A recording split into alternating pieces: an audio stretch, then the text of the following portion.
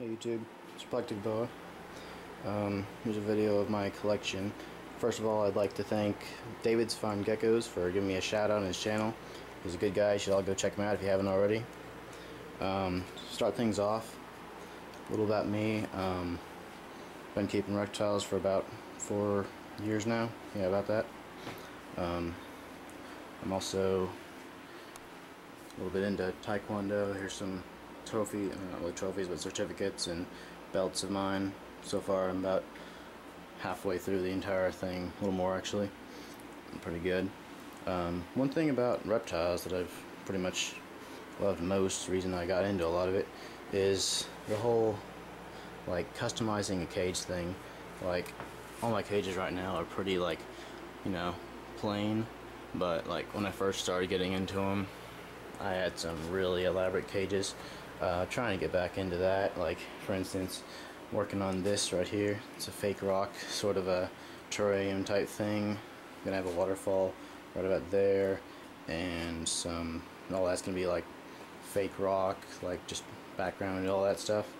A little bit of a like water area right there. I'm making a video of it and it'll be up as soon as I get back to doing that. It's kind of paused right now. Gotta figure some things out and get myself a hot wire because the way I've designed it.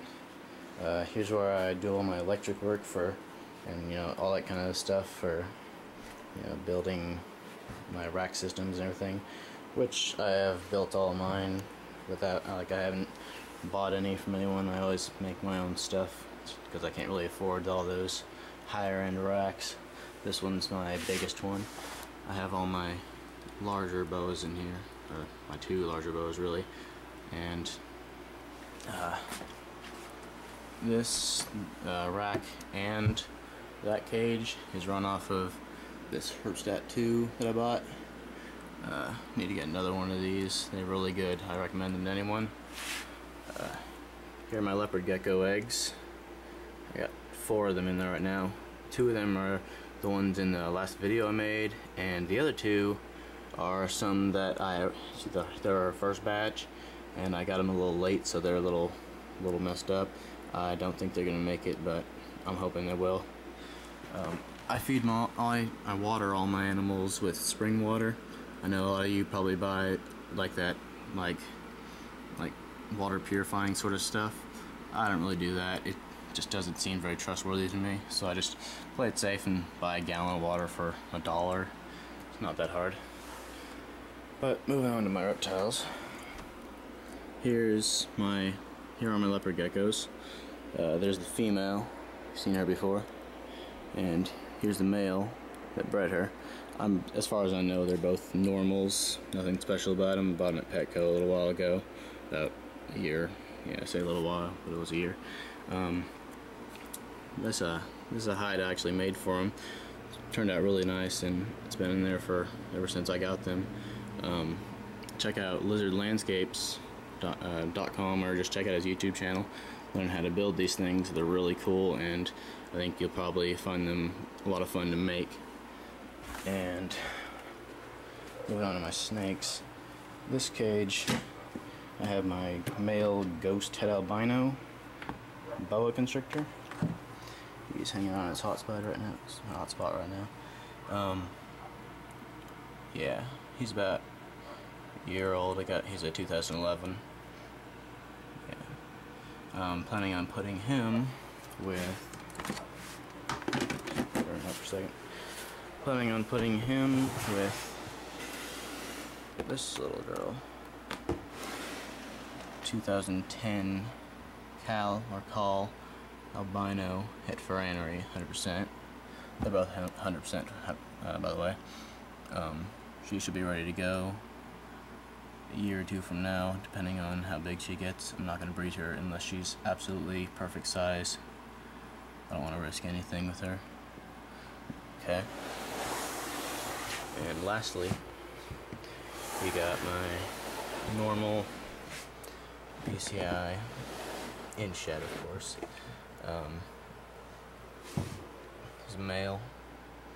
Got him at Petco as well. The other ones I got online, but him I got at Petco, and he turned out really nice, and I'm really happy with him. so far he's my largest and oldest. He's about 3 years old. He's 2009, and he's about 5 feet right now. And I don't think he's gonna get much bigger at all. He's pretty much stayed at this size his whole life. Bliss is 4.5, and it's the albino is Bliss, and named him Sultan. And up here, I named this one Andesite. It's the name of a rock, in case you're wondering. I'm trying to name all my breeder animals after like minerals, gemstones, stuff like that.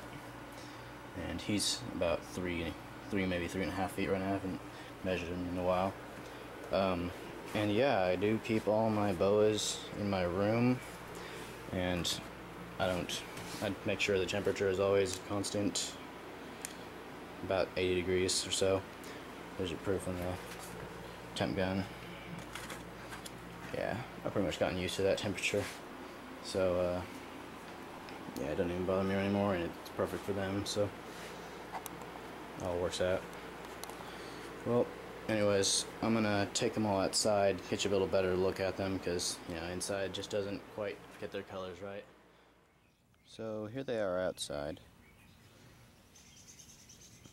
Sultan's pretty much always the most active one of them all. Andesite here, he'll warm up after he gets out of here for a few minutes and start just running everywhere. He's crazy. But Bliss, I don't know, she's always been pretty slow outdoors. Completely different when she's inside. She just moves and moves and moves. Come on. Okay.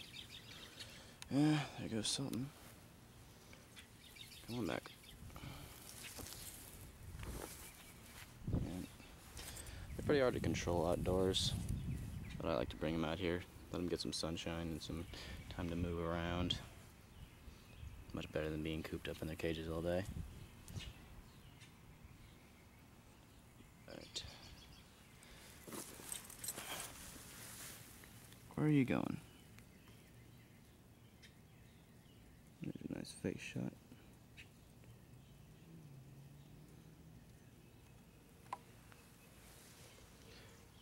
And of course Sultan's getting away now. Where are you going?